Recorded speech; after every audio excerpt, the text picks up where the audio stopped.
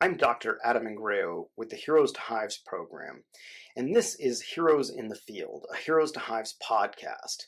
In this podcast, we speak with military veterans around the United States who have transitioned from protectors of our national security to protectors of our food security as the next generation of American beekeeper. This podcast is brought to you by Michigan Food and Farming Systems Veterans and Agriculture Network and the Heroes to Hives program. Welcome, everybody. This is Dr. Adam Ingrao with Heroes in the Field, a Heroes to Hives podcast. Today, I'm here with Kit Smith, Heroes to Hives alumni, Navy veteran, and today we're going to be talking about Kit's experience both in the military and what's brought him to beekeeping. Thank you for joining us today, Kit. Thanks, Adam. Thanks for having me. Really appreciate you taking this time to talk with us. So I always like to start these interviews just with a little bit of background. So can you tell me a little bit about, your military service, what you did in the military? Well, I joined in 81, got out in 87. I was an electronics technician. I was also on the SAT-BAF team for my like of weapons. I had the test equipment lab on board, communications equipment.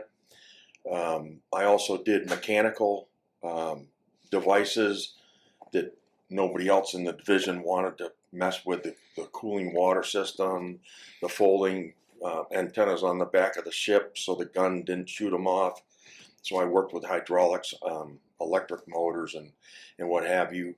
I was injured a couple times severely. I was shocked with 20,000 volts. I almost lost my left leg on a replenishment. On the SAT-BAF, we protected the nuke weps on board, so that segued into when we were running in between China and Taiwan. They asked for volunteers for the 50 cal gun team. Of course, my left hand went up like a wildfire, and so the funny thing about that is my teammate had to go home on emergency leave, and I asked the gunner's mates, hey, you're going to replace him? And they said no. So I had my very own Ma Deuce. So if you need timing on a Ma Deuce, I think I still know how to do that. That's awesome. That's awesome. It's always amazing to me, depending on the branch that you're in, and obviously Navy, the things that always interest me is the jobs that we do in the military. They're so varied. Like, I've met folks that, basically were accountants all the way to working on nuclear weapons and just everything in between. And I think that's what I really love about working with veterans is just a variety of skill sets that we bring to the table, right? And I think for me, when I started getting into beekeeping, I really realized early on that like all of these varied skill sets that we learn in the military, everything from our job to leadership positions to instructor positions to all of these different things, a lot of those skill sets carry over right into beekeeping. And that's, I think that like what you're talking about, like, I'm handling all this equipment, a 50 cal on my own, like these are skill sets that we learn, but oftentimes there's pieces of those that transfer right over into beekeeping, which is kind of neat about the veteran experience. Yeah, well, the two big events in the Navy for me was they needed a volunteer to go on the Japanese ship from San Diego to Hawaii, and that was a 2-week trek. And so my uncle, who was a career Navy veteran, he told me never to volunteer for anything. Well, I didn't take that advice very well, because here again, I volunteered, and they said, you're going, because I had Sailor of the Quarter and stuff like that, overachiever type of guy. And I had a complete blast. I learned some Japanese, and then my second tour on Westpac, my lieutenant put me in charge of Project Handclasp, and we delivered 7,000 tons of, no, 7 tons, excuse me, 7,000, 7 tons. It was 7 tons of toys and medication and other ancillary stuff to orphans in China. Wow. In Korea and Japan. What a neat opportunity. It was. Wow. And you could, on the way back from China, you could hear a pin drop on the bus. Really? Yeah. It was because the kids, They were barefoot. It was cold. They were in a warehouse where they have the windows up real high. Mm-hmm. Some of the windows were broken. It was an empty warehouse, and these kids were in bare feet. Oh my gosh. And so we played with them. You know, this open warehouse, we were playing Frisbee. These kids we were having a blast. And when we got ready to leave, they surrounded us like little gangs and didn't want us to leave. Oh. So it was very heartwarming and touching for us, and that's why it was silent on the bus on the way back. I bet. That's a pretty powerful experience. It I'm was. sure. It really was. Yeah, that's amazing. So, kind of with that, it sounds like you've had some pretty cool experiences in the military.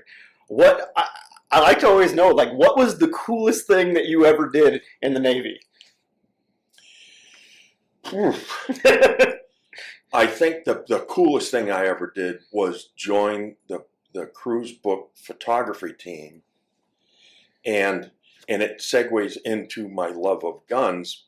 Accidentally, they called over the 1MC, which is the speakers on board the ship, and they said, photographer to the fantail. And I looked at my first class petty officer, and I said, can I go? And he goes, of course you can. We were just, three of us were sitting there doing nothing. So I went down, grabbed my camera, ran back there, and a gunner's mate buddy of mine, he said, Kit, just take good pictures, because the helo had broken a rotor, and they couldn't get a rotor to us for 3 months. Oh my gosh. So those guys were, they were done fixing everything and working with everything, and they were bored. So somebody put the helo deck on the fantail, and out comes an M60 machine gun, which I did not know was on board. So they had and I still have this photograph. They have the towel laid down, because it's non-skid deck, it'd tear you up. Mm-hmm. And those guys were shooting, and they were throwing 2-gallon tomato paste cans or ketchup cans off the fantail, and these guys were shooting at them like 15 feet from the back of the ship. Oh my gosh. So, and I'm going, what? So the gunner's mate looks at me and he said, Smitty, do you want to shoot that? Well, where the bears poop. Yeah. And so I got down, and the gunner's mate took a picture of me laying down. You can tell, because I still have the earmuffs, because they've got a little diver emblem on it. And they threw the can over, and they're all like, when are you going to shoot? When are you going to shoot? When are you going to shoot? And this can got about the size of a dime, and there was 5-foot rollers. And every time it popped up, I'd lay 3 or 4 rounds and pop it to the next wave, and then pop it to the next wave, and pop it to the next wave. I said, what are you guys shooting so close? I said, this thing is to keep people away from here. Yeah. So that's not a close quarters weapon, is it? So when I got stateside, I blew that picture up, and I still have it. My kids did not believe the things that I did until I found my last eval from the ship, and it had 50 cal gun team, photographer, blah, blah, blah, blah. It had all the ancillary things that volunteered for the Japanese ship, all that other stuff in there. And they're like, you really did do that? Yeah. I go, I don't tell stories. I tell the truth. Yeah, yeah. So sometimes in the military, those stories seem almost unbelievable because of the crazy stuff that we do. Exactly. It's like, what? No. Well, that's pretty incredible. That's a pretty cool story. Now, I also got to ask you, I spent a little bit of time in Japan on a trip a few years back, and I absolutely love Japanese food. What was the food like on a Japanese ship? Oh, my gosh. Oh, my gosh. The first night we had miso soup, and there was lobster heads in it. Well, New England-style lobster heads. Whoa. And I went, oh, let me show you how to eat those, because the lungs in the lobsters that's the white sweet meat in there. And the miso soup, of course, has got all kinds it had other seafood in it, and it was fantastic. And the kicker about that was when I went to the mess decks with these guys, they put a small tray, because it was 3 Americans on board this ship. It was like a cruiser. And they had a small tray with metal utensils in there.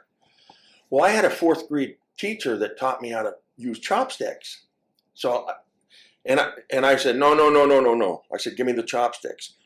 And then I took a half a teaspoon of the green radish. Oh, the wasabi. Wasabi. Yeah.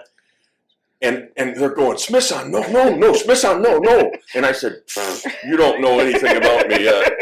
So I put that on there, and there's like 15 or 20 guys watching me eat. They can't believe I'm eating this stuff. And the food was fresh. It was a typical Japanese, almost like we were in the homeland. Wow. Eating fresh, the tempura. Oof. Oh, my mouth's watering thinking about that 2-week time. I didn't want to go back to the ship. I bet you didn't. Yeah, that's some good food right there. Well, I figured they probably have some pretty great food on a Japanese ship. Just from my experiences with the Japanese, they take their food pretty seriously. Yes, they do. Well, that's great. Well, so let's transition a little bit. So you took the Heroes to Hives program. You've been in the program a couple of years. And what kind of brought you to beekeeping? How did that come up? And you're coming back home. You know, you've been doing your thing, and all of a sudden, beekeeping becomes an idea. Well, I'll tell you a short story to that. I used to run a company, and we'd run between 30 and 35 jobs a month. And I could tell you what was going on with every job. And if somebody called me or came into my office and asked me about the Smith job, we're having problems with the cabinets in the kitchen, I could see it because I went to every job. So I could see, and I knew what was going on with every job. We had activity logs, we had spreadsheets. I knew what was going on with my work because I had to answer to the insurance company and the customer. Well, I got poisoned in 2011, and that affected my cognitive abilities because my lungs were restricted, and I was coughing, and I had to shut the company down. Then I went to work for a car dealership in 2016, and after a month of working there, where I was on a test drive with a customer, and a guy T-boned my side of Oh my goodness. the car, and it shut my lungs down. I spent 30 days in ICU and 9 days in recovery, had hypoxia. Then in 2018, I had a nurse practitioner in pulmonary. She tested me and she said, you have hypoxia, because they did a nighttime oxygen test, and they put me on nighttime oxygen, which I'll be on the rest of my life. But the damage was already done. So my cognitive abilities are very restricted. A buddy of mine during this time gave me a beekeeping book for dummies, and because of my disabilities with my eyes, I couldn't read it. Yeah. But he knew that I had that interest because I needed something. Yeah. Because I couldn't, the VA in 2020 retired me. They said, you can't work anymore. Yeah. So, I thought, what am I going to do? And somebody had mentioned to me about Heroes to Hives. And so I looked into it, and that's what pushed me into beekeeping. And I followed exactly what you said to do, is don't get bees until you've got some education. Yeah.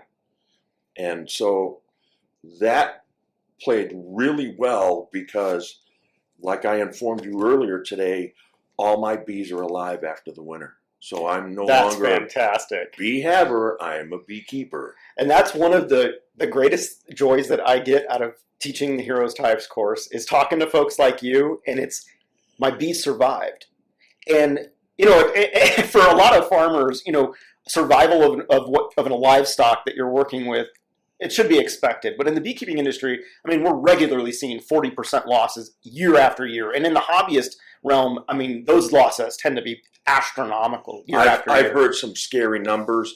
And so it's the last time I checked on my girls, just a little while ago, I had a little scare, but they were all upstairs eating instead of down by the entrance. Yep. And I got an elation in my heart that I knew that by following what you teach in Heroes to Hives, really works. Yeah. And it works in Missouri as well as it does up in the UP. Yeah, it sure Because does. I did exactly what you said for winterizing my bees, and they're not 100% protected from the wind, but they survive. I know I've got 4 hives, and I know it's going to expand this coming season. I mean, I'm geared up. Yeah, yeah. I've done all the prep work. I've built boxes. I've built swarm traps because I had 3. Now I have 7. You know, I'm anticipating growth. Yeah. Exponential growth, because now I know how to overwinter bees properly. Yeah. And now you get to split bees for your first time. I know. Which that's so exciting. Well, for me, with all the things I've got going on, it's a little anticipation, a little anxiety. Of course. But it's a good anxiety. It's not the detrimental anxiety. Yeah. Yeah, and luckily we have a lecture in the Heroes to Hives course on doing splits. So you can always reference that as well. And boy, it's such a great feeling. I know, like, when I first started in beekeeping a little over 15 years ago, the first year you get bees to survive, it is amazing. Because most of the time when you're working with other beekeepers, like if you're part of a club or something like that, the nightmare loss stories that you hear year after year from people are just devastating. And I'm of the understanding that, you know, we have a very intimate relationship with our bees, and boy, I take it to heart when I lose a bee colony. I mean, it's a devastating experience. You're losing part of the family. It is losing part of the family, and you know, and for you to be able to come through with all your colonies alive, boy, that's just. I mean, you can't ask for a better result. Well, and here's one of my support for the bees. I have 3 great mentors. One is an old school thinking, bare bones, educated man in one of my bee clubs that I'm a member of, and he's my go-to guy first. And he's realized through our communications and my sense of urgency, he realizes my PTSD is real. Yep. But he is just compassionate. Then I have my other mentor, who's Carl Korskin, that I mentioned to you.